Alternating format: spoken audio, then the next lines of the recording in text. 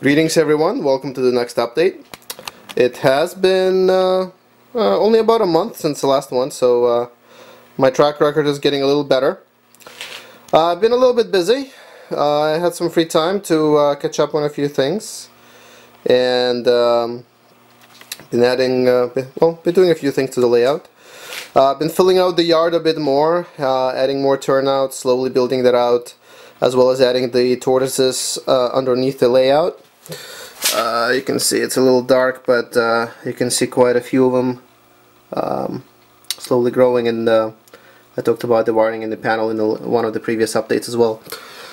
But also added, sorry about that, at the tail end of the yard, an entry, a lead into the yard siding, as well as the main line almost all the way out to the bridge that will eventually be going over the kind of either a swing out or a swing up or a swing out bridge. It's going to head over, it's going to be there, as well as another entry into the yard. It's kind of going to hit in this way and kind of go through the into the yard and so on.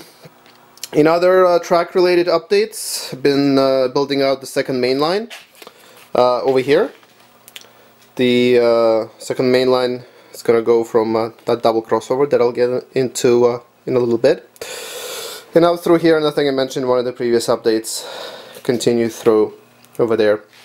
As you can see, got a few buildings that are starting to join the layout as well.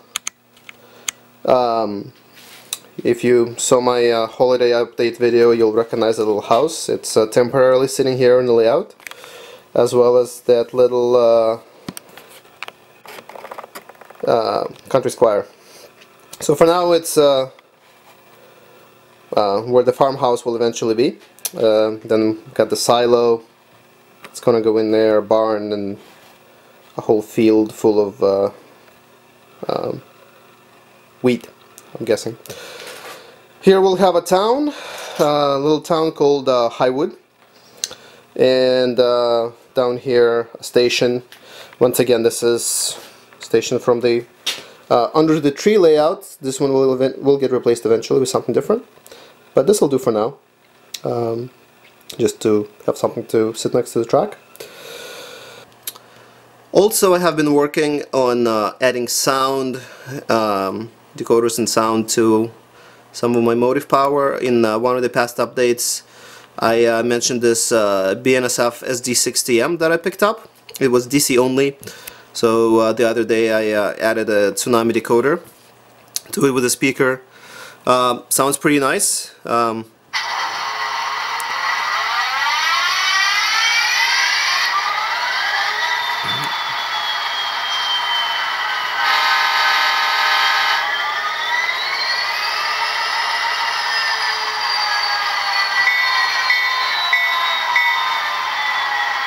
So it's got some nice sound. It was a pretty easy install, not too complicated. Basically just pretty much a straight drop, and even had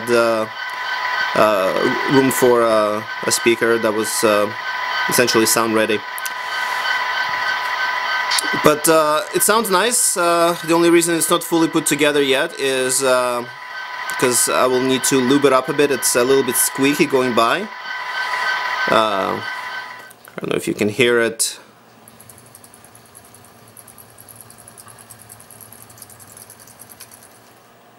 So you might have probably heard that on the video, but it's a little bit squeaky, so I'll need to lube it up a bit, give it a bit of a lube job to make sure it sounds nice before I finish putting the whole thing all together. But it's nice. I like it. I like it quite a bit.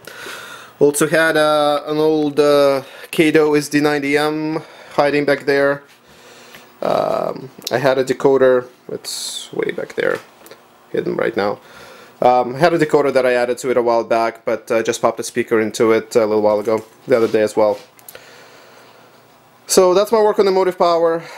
And I mentioned at the beginning of the video briefly the double crossover in that corner that I've been spending an awful lot of time working on. And let me just pop under the into the pop-up. One thing about the pop-ups is they're a bit of a pain to get in and out, but kind of works for me here. But anyway, so the intent originally was to have this double crossover here to enable me to switch from one main line to the other. This little area right here is pretty much the only place on the layout where the two main lines will be parallel and at the same height, so it was a natural place for a crossover. So I bought the crossover, tested it out ahead of time, seemed to be working okay. I installed it, I glued it in, even started installing the tortoises underneath. Not the tortoise itself, well, essentially there's a remote mount, since the tortoise wouldn't fit in that little corner right in the center. Right in there is where the control rod for the throw bar would have popped down.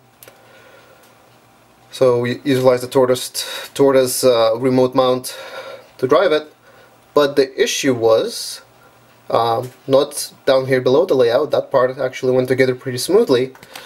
The biggest problem was the double crossover itself.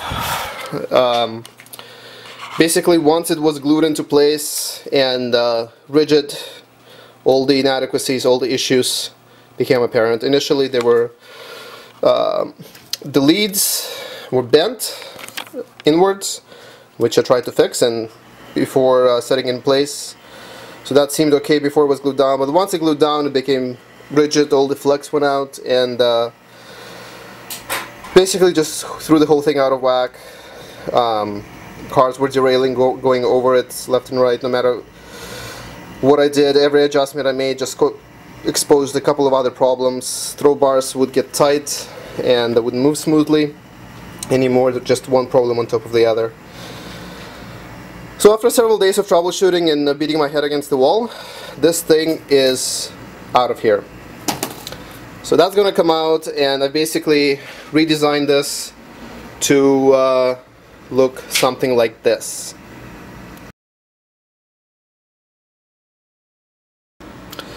So as you just saw, basically the way I'm going to achieve that is by adding a little extension over here, maybe 2.5 inches, and then a curved turnout and 3 number 6s. That will give me the same operational capability as a double crossover did, and with the added benefit of eliminating S-curves that had additional potential of derailing cars as they went over with the double crossover. So that's it for this update. Stay tuned. I'll keep working and update you guys once the turnouts come in and get popped in, and then I'll be able to continue work.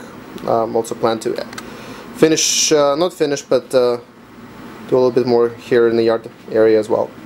So that's about it. As I said, thank you very much, and until next time.